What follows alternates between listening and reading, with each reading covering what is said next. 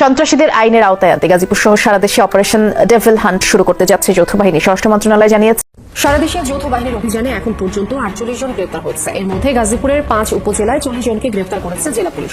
Operation devil hunt সেটার কার্যক্রম আমরা দেখতে পাচ্ছি, একেবারে চাক্ষুষ দেখতে পাচ্ছি যে গাজীপুরে ইতিমধ্যে সেনাবাহিনীর পক্ষ থেকে জোর তৎপরতা শুরু হয়েছে। গাজীপুরের যে সাবেক পুলিশ কমিশনার ছিলেন তিনি পুলিশের একটি ইউনিট তাকে গ্রেপ্তার করে নিয়ে গেছে। শুধু এই ডিআইজি মোল্লা নজরুল নয়, পুলিশের সাবেক আরো 3 অবস্থিত এসপি, সিলেটের সাবেক এসপি অর্থাৎ বাগেরহাটের সাবেক এসপি আবুল হাসনাত, এই মোট 3 জনকেও গ্রেপ্তার করা হয়েছে, আটক করা হয়েছে। তাদেরকেও পুলিশের নিজস্ব ইউনিট গ্রেপ্তার করেছে। অপারেশন ডেভিল হান্ট মানে শয়তানদেরকে শিকার করবে যে অপারেশন। গতকালকে রাত থেকে কি ঘটল? ডেভিল বা শয়তান যতদিন না পর্যন্ত শেষ হবে ততদিন অপারেশন ডেভিল হান্ট চলবে বলে জানিয়েছেন কৃষি ও স্বরাষ্ট্র উপদেষ্টা অবসরপ্রাপ্ত লেফটেন্যান্ট জেনারেল মোহাম্মদ জাহাঙ্গীর আলম চৌধুরী। সম্মানিত দর্শক মণ্ডলী, কথায় আছে ওস্তাদের মায়ের শেষ রাতে। দীর্ঘ 6 মাস নীরব থাকার পর এবার ইউনূস সরকারের নির্বাহী আদেশে শুরু হয়েছে যৌথ বাহিনীর উদ্যোগে অপারেশন ডেভিল হান্ট অর্থাৎ শয়তান শিকার অভিযান। এ অভিযানে আওয়ামী লীগের বিগ ফিশ সহ যারাই 16টা বছর আওয়ামী লীগকে ক্ষমতায় থাকতে সহায়তা করেছে সেই সকল আইন শৃঙ্খলা বাহিনীর ঊর্ধ্বতন কর্মকর্তাও রক্ষা পায়নি। তাহলে ঠিক কারা কারা এই অভিযানে কট খেলো? জানার আছে অনেক কিছু। এ সংক্রান্ত বিস্তারিত প্রতিবেদন থাকছে আজকের এই ভিডিওটি। তাই আজকের এই ভিডিওটি সব মিলিয়ে অত্যন্ত গুরুত্বপূর্ণ হতে যাচ্ছে। 1 সেকেন্ড না টেনে ধৈর্য সহকারে পুরো ভিডিওটি দেখার জন্য আহ্বান করছি। আর একটি ছোট্ট রিকোয়েস্ট করছি, তা হলো যদি আপনি আমাদের এই চ্যানেলের নতুন দর্শক হয়ে থাকেন অবশ্যই আমাদের এই চ্যানেলটি সাবস্ক্রাইব করে একটি লাইক দিয়ে পাশে থাকা বেল বাটনটি অন করে দেবেন। তাই আর কথা নয়, চলুন সরাসরি আমরা ভিডিওতে চলে যাই। সারা দেশে যৌথ বাহিনীর অভিযানে এখন পর্যন্ত 48 জন গ্রেপ্তার হয়েছে। এর মধ্যে গাজীপুরের 5 উপজেলায় 40 জনকে গ্রেপ্তার করেছে জেলা পুলিশ, যার বেশিরভাগই আওয়ামী লীগের নেতাকর্মী। গতকাল রাতভর গাজীপুরে চলেছে অপারেশন ডেভিল হান্ট। তার পরিচয়ে বিক্ষোভকারীরা বৃহস্পতিবার রাতে এক আওয়ামী নেতার বাড়িতে ভাঙচুর ও লুটপাট করতে গেলে স্থানীয়দের তোপের মুখে পালাতে বাধ্য হয় তারা। তবে এরপর ফেসবুক স্ট্যাটাস দেন সমন্বয়ক হাসনাত আব্দুল্লাহ, যেখানে লেখা ছিল বৈষম্য বিরোধী ছাত্রদের উপর হামলা চালিয়েছে আওয়ামী লীগের নেতাকর্মীরা, যার প্রেক্ষিতে সমন্বয়কদের নেতৃত্বে স্বরাষ্ট্র উপদেষ্টার বাড়িতে আক্রমণ করার সময় স্বরাষ্ট্র উপদেষ্টা অপারেশন ডেভিল হান্টের আদেশ দেন। এরপরই শুরু হয় গাজীপুরে ভয়াবহ তাণ্ডব। বর্তমানে গাজীপুরবাসীর কাছে গত রাত গিয়েছে এক নারকীয় রাত। আমরা যদি কালকে সঠিকভাবে সঠিক কোনো বিচার না পাই, আমরা মাস টু গাজীপুর সারা দেশে ঘোষণা করব। যেখানেই উন্নয়ন সেখানেই ধ্বংস, ঠিক না? বিজেপি ধ্বংস, ন্যাচুরাল ধ্বংস, সেতু ধ্বংস।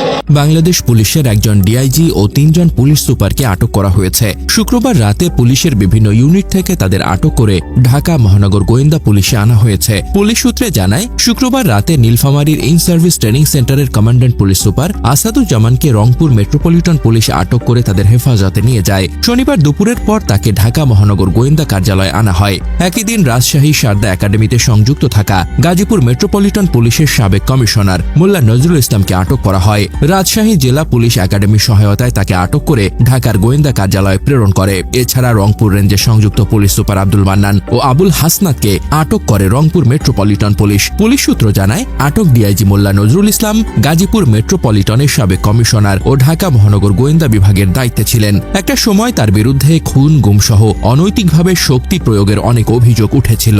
বিসিএস 27 ব্যাচের আবুল হাসনাত বাগেরহাটের পুলিশ সুপার থাকাকালীন 2024 সালে নির্বাচন ও বৈষম্য বিরোধী ছাত্র আন্দোলন দমনে রাজনৈতিক বক্তব্য দিয়ে কঠোর সমালোচনার মুখে পড়েন। আর পুলিশ সুপার আব্দুল মান্নান কুমিল্লা ও সিলেটে এসপি থাকাকালীন নির্বাচন ও বৈষম্য বিরোধী ছাত্র আন্দোলনে শক্তি প্রয়োগ করেন। এর আগে সিটিটিসিতে পুলিশ সুপার থাকাকালীন তার বিরুদ্ধে জঙ্গি নাটক সাজানোর একাধিক অভিযোগ রয়েছে। অন্যদিকে 25 ব্যাচের কর্মকর্তা আসাদুজ্জামান নোয়াখালী জেলার পুলিশ সুপার ছিলেন। নির্বাচন ও পরবর্তীতে বৈষম্য বিরোধী ছাত্র আন্দোলনের সময় শক্তি প্রয়োগ ও অনৈতিক কর্মকাণ্ডের কারণে ব্যাপক সমালোচিত ছিলেন তিনি।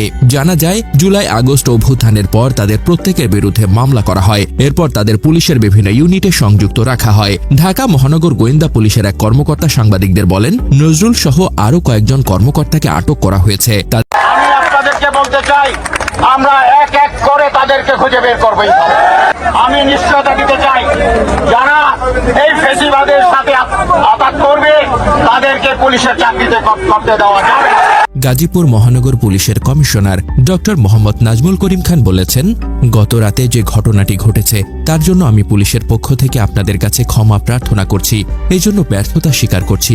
আমি শুনেছি 2 ঘন্টা পর আমার ওসি আপনাদের ডাকে সাড়া দিয়েছেন। আমি এই মুহূর্তে আপনাদের সামনে বলতে চাই, আমি তাকে প্রাথমিক পর্যায়ে প্রত্যাহার করেছি, পরে অবহেলার সত্যতা পেলে তাকে সাসপেন্ড করব।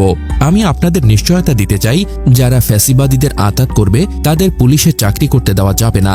এতদিন যে ফ্যাসিবাদী পুলিশ তৈরি হয়েছে তা থেকে পুলিশকে বেরিয়ে আসতে হবে, পুলিশকে জনগণের পুলিশ হতে হবে। পুলিশ কমিশনার বলেন, আমি আপনাদেরকে বলতে চাই, আমরা এক এক করে ওই ঘটনায় জড়িতদের খুঁজে বের করব। আমি নিশ্চয়তা দিতে চাই, এখানে যারা পুলিশ আছে রেসপন্স করতে দেরি করেছে তাদের প্রত্যেকের বিরুদ্ধে আমি ব্যবস্থা নিব। আমি শুনেছি 2 ঘন্টা পর আমার ওসি আপনাদের ডাকে সাড়া দিয়েছেন।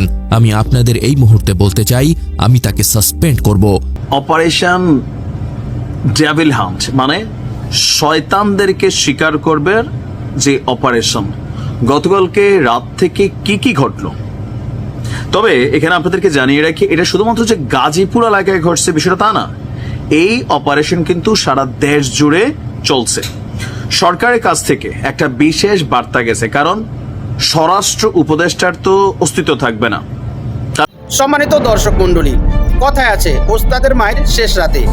দীর্ঘ 16টা বছর আওয়ামী লীগ যে জুলুম নির্যাতন মানুষের উপর চালিয়েছে, যখন ছাত্র জনতার গণ অভ্যুত্থানে সেই ফ্যাসিস্ট শেখ হাসিনার পতন ঘটেছে, এরপরে ক্ষমতায় এসেছে ইউনূস সরকার। ইউনূস সরকার ক্ষমতায় আসার পরও দীর্ঘ 6টা মাস নীরবতা অবলম্বন করেছে। তিনি কোনো প্রকার কঠিন অ্যাকশন গ্রহণ করেন, কিন্তু এবার যখন দেশের পরিস্থিতি দিন দিন অবনতির দিকে যাচ্ছে, তখন তিনি নীরবতা ভেঙে শুরু করেছেন অপারেশন ডেভিল হান্ট। এবার আর একটি আওয়ামী লীগের দোষরেরও রক্ষা নেই। কট খাবে যারাই গুহায় লুকিয়ে রয়েছে, সবাই এবার কট খেতে বাধ্য।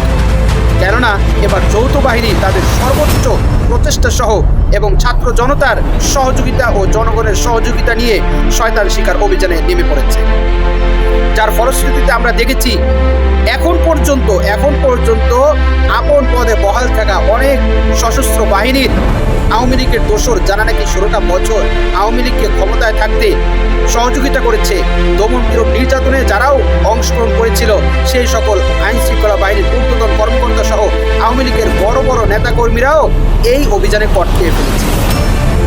তাহলে ফল কি দাঁড়ালো? স্বৈরাচারীর পতন সুনিশ্চিত। বাড়ি হারালো, ঘর হারালো, ক্ষমতা হারালো, পদ হারালো, সব কিছু হারালো। শেষমেশ আইন শৃঙ্খলা বাহিনীর হাতে কট খেল। দুনিয়াও গেল, আখেরাতে গেল, সম্পদও গেল, জীবনও গেল, সব গেল। কি লাভটা হলো তাহলে? এই ক্ষমতার মোহ কি লাভ হলো তাকে? এই ক্ষমতার মোহ তাকে কি বাঁচাতে পেরেছে? এই সম্পদ, ঘরের সম্পদ, বিদেশে সীমাহীন সম্পদ পারল কি তাকে রক্ষা করতে? ক্ষমতার দাপট পারল কি তাকে শেষ রক্ষা করতে? পারে। বরং ছাত্র জনতার গণ অভ্যুত্থানে সব কিছু হারিয়ে এখন কেউ বা ভবগুরু হয়ে বিদেশে ঘুরে বেড়াচ্ছেন, আর কেউ বা মঠ খেয়ে এখন জেল হাজতে শাস্তির অপেক্ষা করছে। ক্ষমতা কখনোই চিরস্থায়ী নয়, এটা সবারই বোঝা উচিত। যারাই ক্ষমতায় আসবেন ভবিষ্যতে, সকলের এই বিষয়টি মনে প্রাণে বিশ্বাস করে নেওয়া উচিত যে ক্ষমতা কখনোই চিরস্থায়ী নয়। এই ক্ষমতা একদিন চলেই যাবে, এটা চলে যাওয়ারই জিনিস। সুতরাং যতদিন পর্যন্ত আল্লাহ প্রদত্ত এই নিয়ামত, এই ক্ষমতা থাকবে, ততদিন পর্যন্ত আপনারা এই ক্ষমতাকে সঠিক খাতে, সঠিক পথে ব্যয় করুন, জনগণের সেবামূলক কাজে ব্যয় করুন। এই জনগণ আপনাকে মাথায় তুলে নাচবে, জনগণ কখনো আপনাকে মাথা থেকে ছুঁড়ে ফেলে দেবে না। সম্মানিত দর্শক, আজকের এই ভিডিও সম্পর্কে আপনার কি মতামত? অবশ্যই আপনার সেই মূল্যবান মতটি আমাদের কমেন্টস বক্সে জানাবেন। আর আজকের এই ভিডিওটি যদি আপনার ভালো লেগে থাকে, অবশ্যই ভিডিওটি একটি লাইক দিয়ে শেয়ার করে দেবেন। আজ এই পর্যন্ত সকলে ভালো থাকবেন, সুস্থ থাকবেন, নিরাপদ থাকবেন, এই আশা ব্যক্ত করে আজকের ভিডিও এখানেই শেষ করছি। আমিন ওয়া আখিরু দাওয়ানা আলহামদুলিল্লাহি রাব্বিল আলামিন। আসসালামু আলাইকুম ওয়া রাহমাতুল্লাহি ওয়া বারাকাতুহু।